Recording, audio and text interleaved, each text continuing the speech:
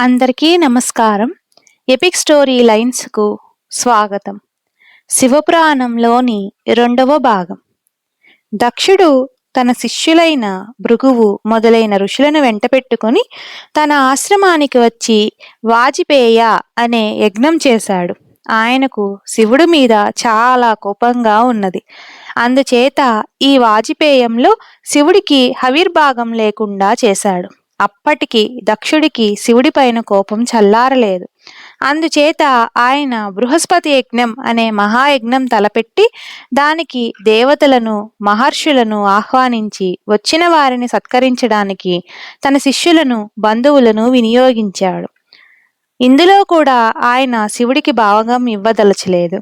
ఈ యజ్ఞానికి విశ్వదేవతలు, మరుత్తులు, పితృగణాలు, అప్సరసలు, గంధర్వ, సిద్ధ, విద్యాధర, కిన్నెర, యక్షులు, కశ్యప, అగస్త్య, అత్రి, భృగు, మరీచి, నారద, పరాశరాది మహర్షులు వచ్చారు.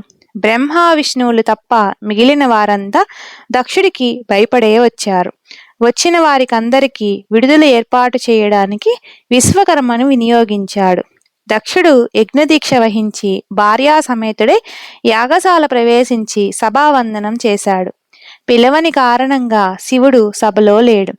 బ్రహ్మ విష్ణువులు పిలిచినా రాలేదు. అనేక మంది దేవతలతోనూ మహర్షులతోనూ నిండి ఉన్న ఆ సభలో శివభక్తులైన మరీచి, దదీచి, భృగుడు మొదలైన మహర్షులు సభను కలయజూసి, ఓ దక్ష, ఈ సభకు సతీదేవిని శివుణ్ణి పిలవలేదా?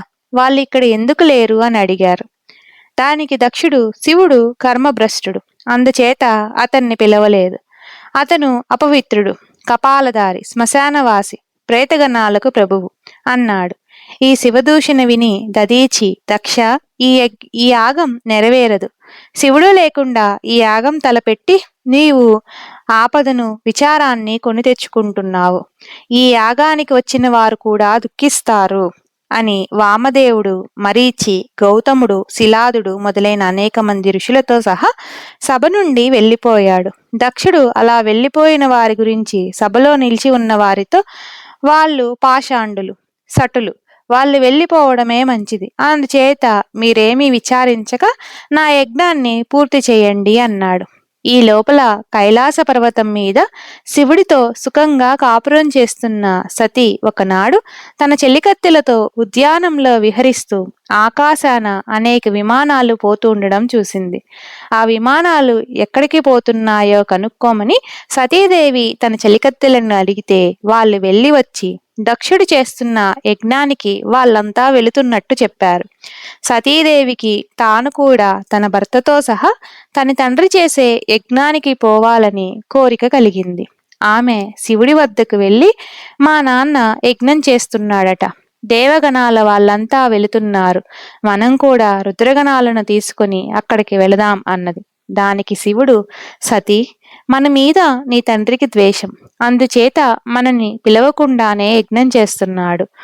పిలవని పేరంటానికి పోరాదు, పోతే మనకు అవమానం జరుగుతుంది, తరువాత ఆపదలు కలుగుతాయి అన్నాడు. అలా అయితే మీరు రావద్దు, నేను ఒక్కతినే పోతాను, నా వాళ్ళు నన్నెందుకు అవమానిస్తారు? నా తండ్రికి తోచకపోతే నేనైనా చెప్పి మిమ్మల్ని పిలిచేటట్టు చేస్తాను. నందీశ్వరుడు మొదలైన వాళ్లను సహాయం ఇచ్చి నన్ను పంపండి అన్నది సతీదేవి. సతీ, నిన్ను విడిచి నేను క్షణం ఉండలేను. నువ్వు నన్ను విడిచి మీ తండ్రి చేసే యజ్ఞానికి వెళ్ళిపోతున్నావు. నీకు తప్పక అవమానం జరుగుతుంది, ప్రమాదం కలుగుతుంది, రాబోయేది కాస్త ఆలోచించు అని శివుడు సతీదేవితో అన్నాడు. కాని సతీదేవి శివుడి మాటలలో ఉన్న నిజం తెలుసుకోలేకపోయింది. తన తల్లిదండ్రులు తనను అవమానిస్తారని ఊహించలేక ఆమె పుట్టింటికి వెళ్ళాలని పట్టుబట్టింది. ఎలా జరగవలసి ఉంటే అలానే జరుగుతుందనుకొని శివుడు రుద్రగణాలను తోడిచ్చి సతీదేవిని దక్షయజ్ఞం చూడడానికి పంపించాడు. ఆమె నందీశ్వరుని కూడా వెంటపెట్టుకొని యజ్ఞశాల వద్దకు చేరేసరికి ఆమె తల్లి ప్రసూతి, సహోదరులు ఎదురు వచ్చి కుశల ప్రశ్నలు వేశారు.